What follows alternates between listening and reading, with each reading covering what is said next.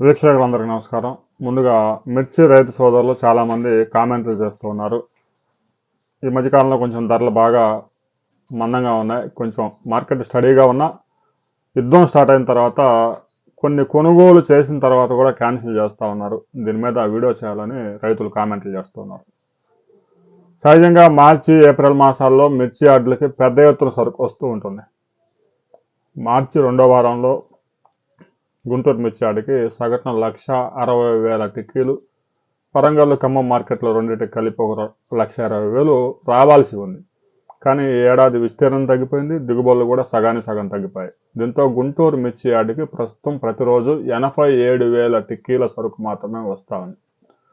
Cold స్టోరేజ్లో కూడా దాదాపుగా 90% ఖాళీ అయిపోయాయి. ఒక 10 లక్షల టిక్కీలు మాత్రమే ఉన్నాయని చెప్పి చెప్తా ఉన్నారు వ్యాపారస్తులు.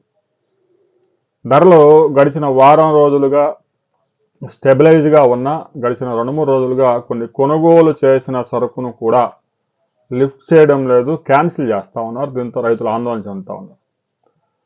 సహజంగా అన్ని వెరైటీస్ మనం పరిశీలించినట్లయితే 17, 18, 19, 20, 21, 22, 23, ఇక ఒక ఎల్లో మిర్చి మాత్రమే 25,000 నడుస్తూ ఉంది. తేజ 19,000 దాకా కొనుగోలు చేస్తూ ఉన్నారు. ఇక రోమి 26, ఆ షార్కులు అవన్నీ కూడా 18,500, 19,000 దాకా నడుస్తూ ఉన్నాయి. ఇక బంగారాలు, డీడీలు ఈ వెరైటీస్ అన్నీ కూడా 17, 18, 19 దాకా నడుస్తూ ఉన్నాయి. 341, 21, 22,000 వరకు కొనుగోలు చేస్తూ ఉన్నారు. మంచి సుపీరియర్ క్వాలిటీ దొరికితే 23,000 కూడా కొనుగోలు చేయడానికి వ్యాపారస్తులు సిద్ధంగా ఉన్నారు. అంత క్వాలిటీస్ హై అండ్ క్వాలిటీస్ లేవు, మధ్యస్థంగా ఉన్నాయి. దీంతో ధరలన్నీ కూడా 17, 18, 19, 20, 21, 22 అంతే.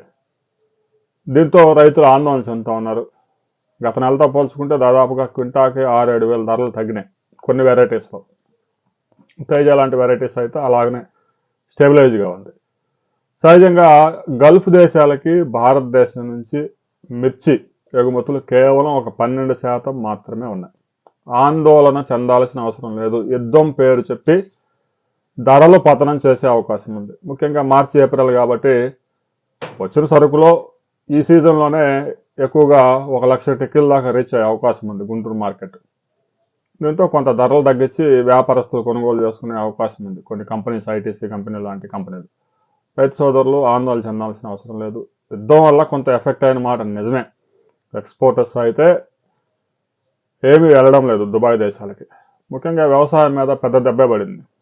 మొక్కజొన్న ధరలు పతనమయ్యాయి, మిర్చి ధరలు పతనమయ్యాయి, అరటి ధరలు పతనమయ్యాయి, కూరగాయల ధరల పతనం, చికెన్ ఇక పౌల్ట్రీ రంగం అయితే దారుణమైన పరిస్థితుల్లో ఉంది. ఎందుకంటే దాదాపు ప్రతి సంవత్సరం భారతదేశం నుంచి 1,08,000 కోట్ల రూపాయల విలువైన ఆహార ధాన్యాలు, వ్యవసాయ ఉత్పత్తులు గల్ఫ్ దేశాలకు ఎగుమతి అవుతా ఉన్నాయి. గల్ఫ్ దేశాలకు ఎగుమతి చేయడం కూడా చాలా సులువు. వారం 10 రోజుల్లోనే కంటైనర్ వెళ్ళిపోద్ది. అరటి పంట కూడా గల్ఫ్ దేశాలకు ఎగుమతి చేస్తున్నామంటే దాన్ని బట్టి అర్థం చేసుకోవచ్చు. ఎందుకంటే వ్యవసాయ ఉత్పత్తులన్నీ సముద్ర మార్గం నుంచే ఎగుమతి చేయాల్సి ఉంటుంది. విమాన ప్రయాణాల్లో సరుకు రవాణా కార్గోలో చేయడం అంటే చాలా ఖర్చుతో కూడుకున్న వ్యవహారం. అదే సముద్ర మార్గంలో ఎక్కువ రోజులు పట్టే దూర ప్రాంతాలు అయితే కంటైనర్ ఖర్చులు పెరిగిపోతాయి. ఆ పెరిషబుల్ గూడ్స్ కనుక అయితే అరటి కానీ ఇలాంటి పచ్చి సరుకు అయితే వాటిని నిల్వ చేసి శీతల కోల్డ్ దాంట్లో పెట్టి ఎగుమతి చేయాల్సి ఉంటుంది. దుబాయ్ దేశాలకు వారం 10 రోజుల్లోనే షిప్పింగ్ వెళ్ళిపోయింది కాబట్టి భారతదేశం నుంచి అనుకూల ప్రాంతం వ్యాపారానికి. అందుకే ప్రధాని నరేంద్ర మోదీ కూడా ప్రతి సంవత్సరం 2-3 సార్లు అన్నా గల్ఫ్ దేశాలకు వెళ్తూ ఉంటారు. వాణిజ్యం అంత బలంగా ఉంది. అయితే మిర్చి ఎగుమతులు నేరుగా మిర్చి దుబాయ్కి చాలా తక్కువ. భారతదేశం నుంచి కారం పొడులు, మసాలాలు అవి ఎక్కువగా ఎగుమతి అవుతూ ఉన్నాయి. ప్రస్తుతానికైతే ఎగుమతులు నిలిచిపోయాయి, కానీ దానివల్ల మార్కెట్ల మీద పెద్ద ఎత్తున ప్రభావం పడుతుంది అన్న దాంట్లో నిజం లేదు. కొద్దిగా ఎఫెక్ట్ ఉంటుంది. ఎందుకంటే కంటైనర్స్ మొత్తం ఆగిపోయాయి. ఆల్రెడీ కంటైనర్లలోకి ఎత్తిన సరుకు కూడా దాంట్లో నుంచి దించే పరిస్థితులు లేవు. వ్యాపారస్తులు కంటైనర్లు బుక్ చేసుకొని సరుకు పెట్టిన కంటైనర్లు ప్రతిరోజు ఒక్కో కంటైనర్కి 8,000 అద్దె చెల్లించాల్సి వస్తూ ఉంది. ఇక మిర్చి అంటే పెరిషబుల్ గూడ్స్ కాదు కాబట్టి అవసరమైతే ఒక నెల అయినా కూడా ఇబ్బంది ఉండదు. కానీ అరటి, కూరగాయలు ఇలాంటి పచ్చి సరుకు, ఫ్రూట్స్ ఇవన్నీ పెట్టిన కంటైనర్లో పెట్టి ఎక్స్పోర్ట్స్ కోసం పంపిస్తే అవి ఓడరేవులు నిలిచిపోయాయి. అవి ఎన్ని రోజులు వాటిని కాపాడుకోవడం సాధ్యం అవుతుంది? శీతల పరిస్థితుల్లో ఉంటాయి, కానీ నెలలంటే అవి పనికి రాకుండా పోయే ప్రమాదం కూడా ఉంది.